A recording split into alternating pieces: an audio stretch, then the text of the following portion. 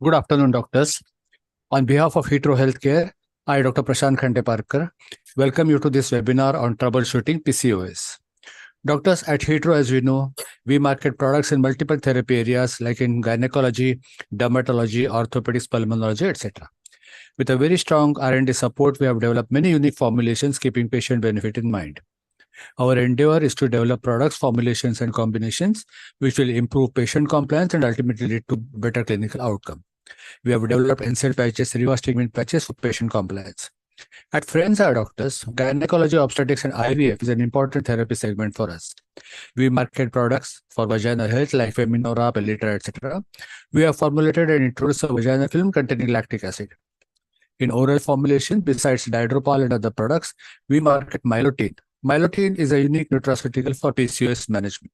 Mylotin contains myoinositol and D-chiroinositol in the ratio of 40:1, chromium picolinate along with folic acid and vitamin D and melatonin. To speak more about PCOS and management with nutraceuticals, today we have got Dr. Sandeep Chattopadhyay with us. Welcome, Dr. Sandeep. Dr. Sandeep Chattopadhyay is MS, Calcutta and DNB. Sir is consulting surgeon obstetrics and gynecology, specialist in high-risk pregnancy, pelvic endoscopy, reproductive endocrinology. Welcome, Dr. Sandeep Chattopadhyay. Over to you for insights on PCOS management. Thank you, doctor.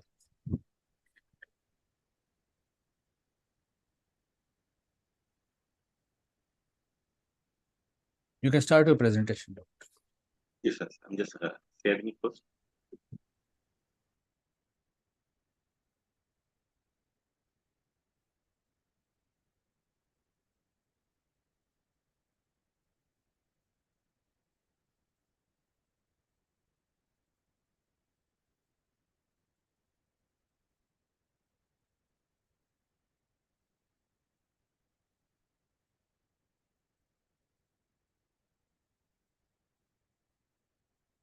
Yeah, is it visible? Yeah, it is, sir. You need not check. You can move it.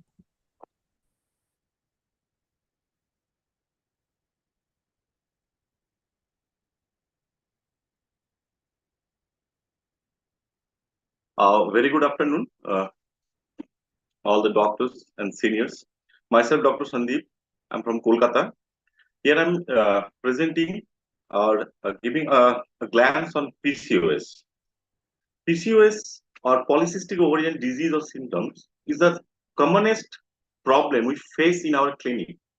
Out of 10 patients, at least 4 to 5 patients come to us with any of the symptoms of PCOS, whether it's not having a regular cycle or having infertility or obesity or hirsutism, whatever it is. So PCOS is considered a complex disease. 50 to 70% having hirsutism, 50% women are diagnosed. 5 to 10% women of reproductive age have PCOS, and 30 to 70% are obese or overweight, and 50 to 70% having insulin resistance. Now, every 1 in 5 women in India suffers from PCOS. Now, if you think that what is a PCOS, it is one of the most prevalent endocrine system conditions affecting women of reproductive age, also known as hyperandrogenic anovulations or Stein-Leventhal syndrome. Conditions where at least one ovary has an ovarian volume greater than 10 ml, or at least one ovary has an estimated 10 small cysts with a diameter ranging from 2 to 9 millimeter. It is usually only diagnosed when complications develop that significantly reduce a patient's quality of life, like hair loss, like alopecia, acne, or infertility issues. Now, Stein-Leventhal disease, that is in 1935, Stein and Leventhal described this syndrome with the features of hyperandrogenism, menstrual irregularities, and polycystic ovaries. Now, if we divide the symptoms of PCOS, it is a reproductive part, some metabolic, and associated psychological part. Reproductive part is an irregular menstrual cycle having hirsutism, infertility, and pregnancy complications. According to the metabolic part, there is features of insulin resistance, diabetes mellitus, and serious complications. And all these lead to psychological part, that is the anxiety, depressions, mood swings, a reduced quality of life, and poor self-esteem. Now, this is the basic mechanisms why PCOS happen. According to Baer et al., the four key contributors to pathophysiological alterations in PCOS are high consumption of carbohydrates. Number two is hyperinsulinemia, hyperandrogenemia, and persistent low-grade inflammation. Now, if you see the flow chart, all these leads to a hormonal imbalance, that is altered LH and FSH ratio and decreased FSH secretion, hyperandrogenism, that is increase in the testosterone level and decrease in the SHBG, and insulin resistance, therefore increase in the fasting in the overall insulin level and glucose intolerance. That leads to the case of PCOS. Now, these are some criteria. In 1990s, this NIH criteria, these are the main features on hyperandrogenism, ovulations, ovarian morphology. Based on three criteria, in 1990, according to NIH criteria, a clinical or biochemical signs of hyperandrogenism with chronic anovulation. That was revised in 2003. That includes a clinical or biochemical signs of hyperandrogenism, oligo or anovulation, and they added the polycystic ovarian morphology. And androgen excess PCOS criteria, that is the same one. PCOS is basically exclusion of other endocrinopathies needed for diagnosis of all the three criteria, and number of criteria needed, either two of the three criteria in each group. Now, clinical hyperandrogenism. Clinical evidence of hyperandrogenism includes hirsutism, acne, androgenic alopecia, all of which relate to the effect of androgens on the pilosebaceous unit. Hirsutism is the growth of the terminal thick coarse hair on the face or body in a male pattern. Hirsutism is the most obvious clinical indicator of androgen excess and is an important feature of PCOS. Acne. The prevalence of acne is around 12 to 14% among white women with PCOS. Higher in Asian Indians and women of Mediterranean descent, it's approximately 25%. Now, alopecia is loss of hair. Androgenic alopecia is describing as a scalp hair loss in women. Also can result for hyperandrogenism and is a recognized but uncommon feature of PCOS. Less than 5% of women with PCOS complain of hair loss. Typically, the hair loss is limited to the crown and doesn't involve the frontal hairline. Now, ovulatory and menstrual dysfunction, the commonest part of the PCOS what we get.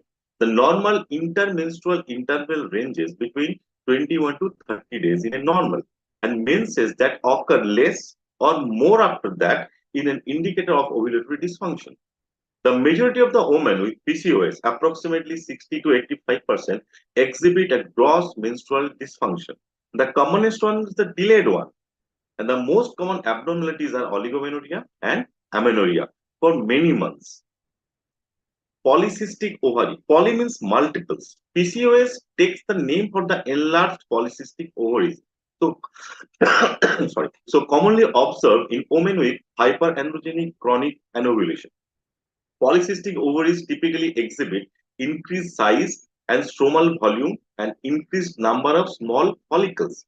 The Rotterdam criteria consider only the total number of follicles that will be requiring 12 or more, and the measurement will be 2 to 9 millimeter in diameter, either one or in both the ovaries. Now, polycystic ovaries is the prevalence of the polycystic ovaries is quite high among women with an androgen excess, is around more than 80%. However, from 8% to 25% of normal women, even 14% of women using oral contraceptive also meet the ultrasonographic criteria of polycystic ovaries. Moreover, polycystic ovaries are commonly observed during normal pubertal development, and even in women with hypothalamic amenorrhea and hyperprolactinemia. 2003 Rotterdam diagnostic criteria expanded the populations of women that might be assigned a diagnosis by PCOS by approximately 50% compared to the criteria earlier recommended by the NICD. Now, abnormal gonadal secretions. What happens? What is the main hormonal disbalance in PCOS, increase in the serum LH concentrations, low normal FSH level, and increase in the LH FSH ratios are typical, but more so in lean than in obese women with PCOS. In the past, the increased LH FSH ratio, that is more than 2:1, has been regarded as a marker of PCOS. But the ratio varies with the assays used to measure the gonadotropin concentrations. Consequently, gonadotropin levels and ratio are not a reliable diagnostic criteria for PCOS. Now comes the insulin resistance. The overall prevalence of insulin resistance among women with PCOS is between 50% and 75%, and greater in obese in comparison to lean. So in lean, we are getting the altered LH ratio more, but in obese, the insulin resistance is the most prevalent one. Most women with PCOS and insulin resistance are young and have ample pancreatic beta cell reserve. Consequently, they are able to generate a compensatory hyperinsulinemia, allowing them to maintain a normal glucose level. Another metabolic disorder that happens in PCOS is dyslipidemia.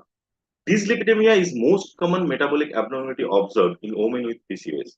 Nearly 70% have at least one borderline or elevated lipid levels. Insulin resistance and hyperinsulinemia are associated with decrease in high density lipoproteins, cholesterol, and even elevated triglyceride levels. Some also have observed elevated LDL concentrations also. Now, evaluations of women with suspected polycystic ovary syndrome should include number one. It is a matter of exclusions of other endocrinological problems. I have told. First, you have to exclude the other like thyroid disorders, prolactin disorders. PCOS patients are more prone for having a diabetes. Therefore, a 2-hour oral glucose tolerance test is mandatory. Do a fasting lipid profile. Endometrial sampling in women whose history indicates potential long-term exposure to unopal estrogens done in case of perimenopausal women or women around 40 with a heavy bleeding disorders. Serum testosterone in women with a moderate or severe hirsutism. Morning follicular phase serum 17-hydroxyprogesterone in women with a pre or perimenarcheal onset of hirsutism or a family history of congenital adrenal hyperplasia or high risk of ethnicity. In those patients, you have to do a 17-hydroxyprogesterone. And overnight dexamethasone suppression test should be done in women with the signs or symptoms of hyper.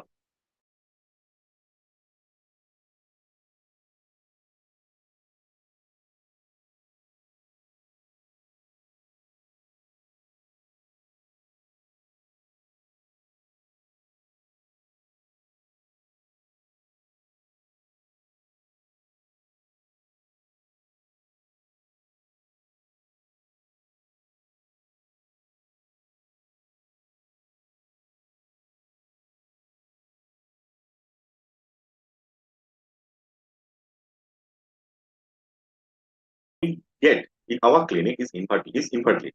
Infertility.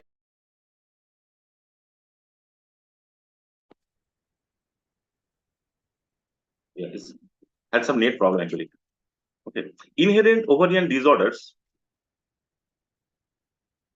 Studies show reduced rate of conception despite therapy with clomiphene. Sir, please share the screen. The presentation is gone.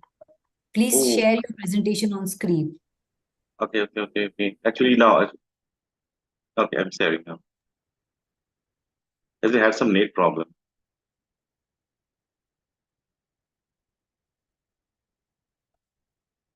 Is it visible? Yeah. Yes, sir. Yes. Okay.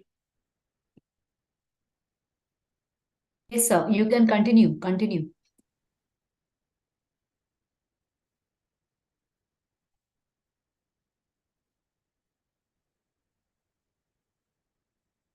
I'm having issues.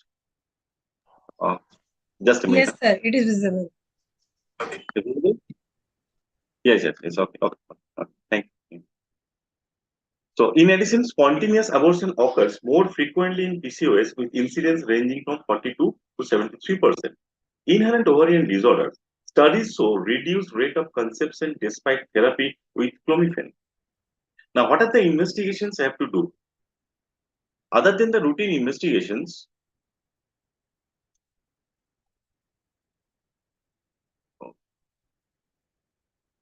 now other than the thyroid and the prolactin levels, 7-hydroxyprogesterone, FSH, LH, estrogen levels, SHBG levels, lipid profile, MH, AMH level, 2-hour OGTT, and ultrasound. The typical pattern is a necklace pattern of the follicular arrangement. It is the characteristics of A. Now, the goal of treatment.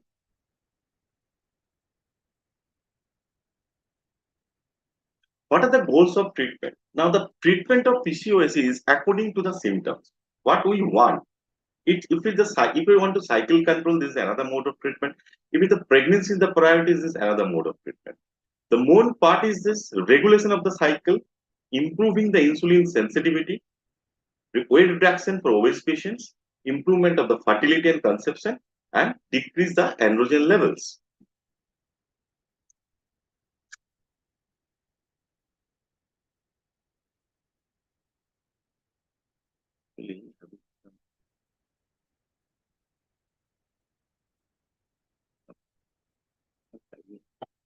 In between having some problem.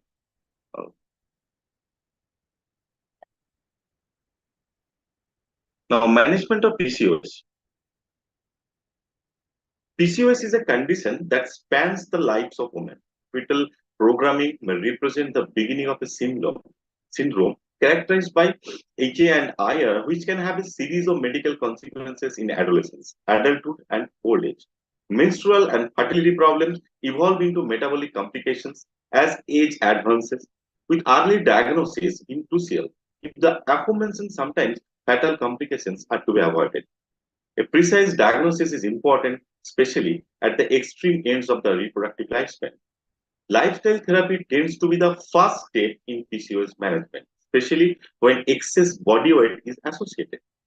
Pharmacotherapy is frequently used to manage the most predominant manifestations in each age group, such as irregular menses, hirsutism in adolescence, fertility problems in adulthood, and metabolic problems and the risk of cancer in old age.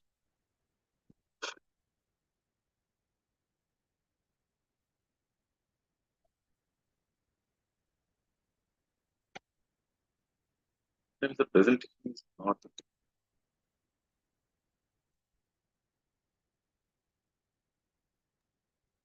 Sir, any issues? Yeah, actually, we are moving the Okay. slides. It's a problem. Actually. The first line therapy, whether it's a fertility issues or reproductive or metabolic, is the healthy lifestyle or lifestyle modification. Healthy lifestyle, that is a healthy eating, regular physical activity, or for excess weight gain prevention is important. For all women with PCOS, regardless of weight, those who are having excess weight, aim is 5 to 10% of weight loss that over 6 months of therapy. There is no specific diet, but calorie reduction is mandatory. General energy deficit is around 30%. Exercise, prevention of weight gain. Exercise is for prevention of weight gain. Moderate intensity more than 150 minutes per week or vigorous 75 minutes per week. And exercise weight loss, moderate intensity more than 250 minutes per week or vigorous more than 150 minutes per week. Now, low dose oral contraceptive pills that contain one or progesterone only pills known as mini pills and inositol supplements, myoinositol, dicairo, or a combinations of the two, which can help manage PCOS symptoms such as hirsutism, acne, and difficulty in conceiving. Use of metformin, lipid lowering agents for women with lipid abnormalities. These are the common pharmacotherapies or the medical treatment we give in PCOS. Now, in case of current concept is that in case of lean PCOS, only for correction of PCOS. Those who are having PCOS with infertility, we have to correct the PCOS and plan for an ovulation. Obese PCOS, correction of PCOS associated with weight loss, and those who are having insulin resistance, correction of PCOS with increase in insulin sensitivity. And hormonal imbalance PCOS, definitely correction of PCOS associated with control of the cycle with hormonal treatment. These are the activities. Now, what are the common, as I told, pharmacotherapies other than the low dose pills, the myoinositol, inositol, then the combinations are used. Now, the myoinositol and decioinositol at the ratio of 40:1 that regularizes menses, improves the egg quality, and restore ovulations. Additions of chromium picolinate. Chromium picolinate improves insulin sensitivity. Melatonin improves the oocyte quality. Vitamin D3 is added to improve the ovulations. And folic acid, it also improves the oocyte quality. Now, myoinositol and decioinositol. In PCOS, studies show there is a 500-fold decrease in the MI levels of the ovary. Follicular development is impaired owing to the reduced myoinositol level in the ovaries. Combined dose of myoinositol and the decioinositol is administered, which is found to be extremely beneficial in the treatment of PCOS. Myoinositol has a very substantial role in ovulation, while decioinositol has a role in insulin resistance. It improves the insulin sensitivity and therefore decrease the insulin level in blood. So there is a medical rationale to administer them together.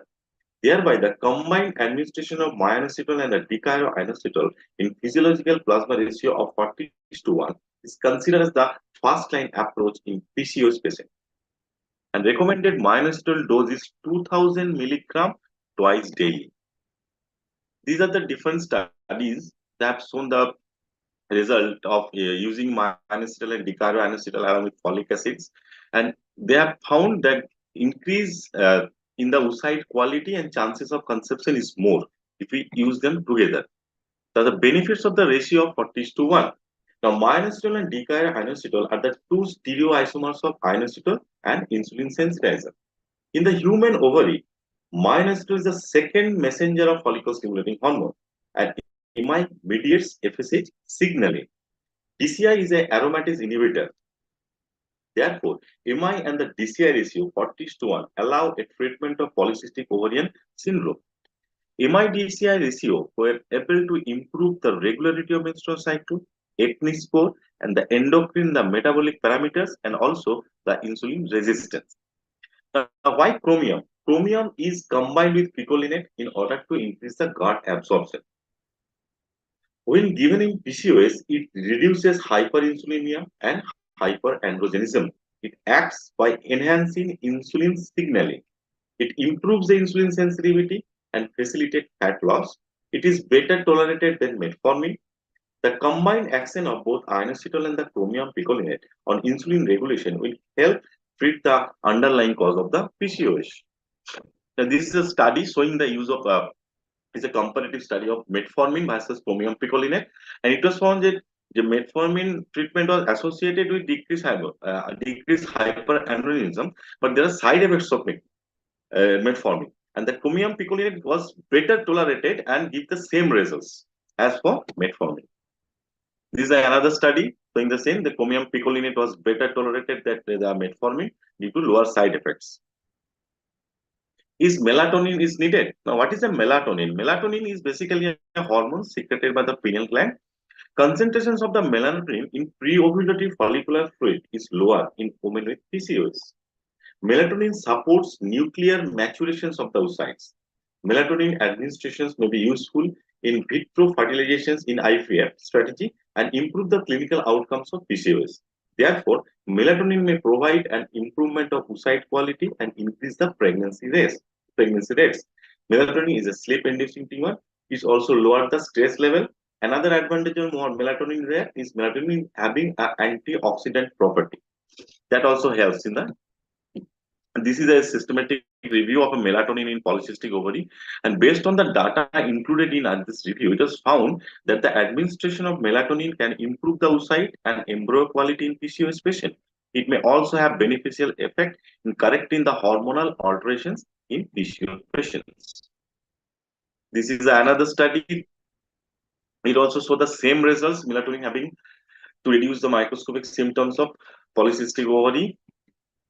melatonin in the clinical management of polycystic, they all are giving the same result, that it is used improve the oocyte quality, chances of conception is more. Folic acid and vitamin D. Folic acid helps managing infertility rooted in the ovulation problems for both women with and without PCOS. Vitamin D3 play a key role in helping some women seeking a treatment for polycystic ovary that related in having an infertility problem. That's all in brief about the PCOS, the cause, and the pharmacotherapy or the drug that can use to treat the situations, even in controlling the menstrual cycle or controlling the infertility problem. Thank you.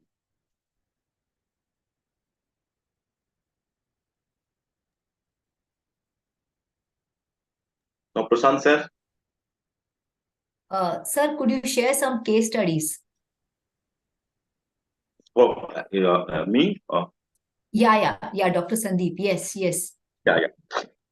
So, I'm using melatonin mostly for the, initially I'm used for the PCO patients, those who are having in adolescent, those who are having cycle irregularities. But for past few months or past few, last 6 or 8 months, I'm using while I'm doing the ovulation inductions in infertility patients. And I found the egg maturity, while I'm not using that myelotine, so at that moment, only the letrozoles, they are giving not a good results. The eggs are coming, but very late, isn't day 18, day 90. And sometimes you are not getting the mature egg. But when we added myelotine, it was found that the day 13 or day 15, we are getting a mature egg. And even the pregnancy rates, I'm getting better with using the myelotine this while induction process. So that was my observations in some patients. I don't have any data on that thing, but I don't know what I found. That's why I'm using nowadays while I'm treating the infertile patients for ovulation inductions. So I use myelotine, those who are having a PCOS, and the results are good for me. Thanks, doctor. So your experience is mainly related to IVF. No, not sir, IVF. Not I don't do IVF, sir. Huh? So the first line therapy while I'm giving, I'm a PCO patient with infertility came to me. Infertility. Right. When I started treatment, actually. Principally infertility. Yeah. And so there are a few questions which I will run through. In which type of PCOS you generally prefer this type of product, whether it is lean PCOS or obese? Sir, I'm using both. Both, in lean as well as obese. Yeah, both. It doesn't matter. Yeah, so I am using both, but results are good in lean. Lean, that's correct. Not in obese. And this type of product will give better symptom control of what? Reproductive symptoms or metabolic or psychological? Any such observation? They will get pregnant or when the Yes, cycle is regular. So that's correct. other than metabolic symptoms, rather lean PCOS, while I'm using the myelotine alone, or those who are intolerant to COC. So they are having the cycles, but not while start the medicine at the first month we are getting the regular cycles, but Okay. 1 month, 2 months, 3 months, they are having the cycles regularly. At least not that they 1.5 or 2 months later. It's on 35, 36, 38 days. They're having the cycle. I got it. This is my observation. But in case of obese patients, the results are not satisfactory for regularity of the cycles. Okay. It was what I found only. And infertility, while I'm treating infertility, I told you, sir, that I'm getting that while I'm using the myelotine along with this induction procedure. So, I'm getting the egg quality in the egg maturity. And the number of eggs maturity quite little earlier at day 13 and 15. Rather, while in only letrozole, we are getting sometimes 18, 19, they are getting a mature egg. That's correct. And generally, for how long do you prescribe this product? 4 to 6 months, I have tried. 4 to 6 months. And you start seeing results after? At how least long? 2 months, 3 months onward. After 2 months, 3 months. Any untoward effect you've seen with this product? Side effect? No side effect is there. In some patients, I got no results. I got patients like that. They're not having the regular cycle even after 3 months, 4 months using a myelotine. Okay. That's it. And these type of products, sir, you feel whether it could be useful in before IVF procedure? Yes, all the things are used in oocyte quality. Definitely, that will be beneficial in IVF. Beneficial. That's correct. And addition of melatonin, apart from, of course, inositols, melatonin, chromium, and folic acid. inositol, correct. diagrado, melatonin, chromium. That combination is good, sir. All of them working in That's their correct. own way to make a good one. Does it make any difference to the patient if you give in the morning or in the evening? Which is the time you generally prefer? We're looking at melatonin concentration Mostly is at bedtime better. at bedtime because of melatonin. Possibly some people may get, yeah. Thank you so much, doctor, for your wonderful insights. Thank you so much. It was Thank you, sir. Thank you, sir. great. Yes. I thank all the participating doctors who took time from their busy schedule and commitments and attended the webinar. Thanks, marketing team Heathrow, for conceptualizing and organizing this webinar. Thank you, Heathrow Field Force, with such a wonderful coordination. Last but not the least, we thank IT team Heathrow for your support and guidance in all technology-related matter. Once again, thanks all of you, and signing off, wishing you a very pleasant evening. Thanks, doctor, once again. Thank you, sir. Thank you all. Thank you, Heathrow.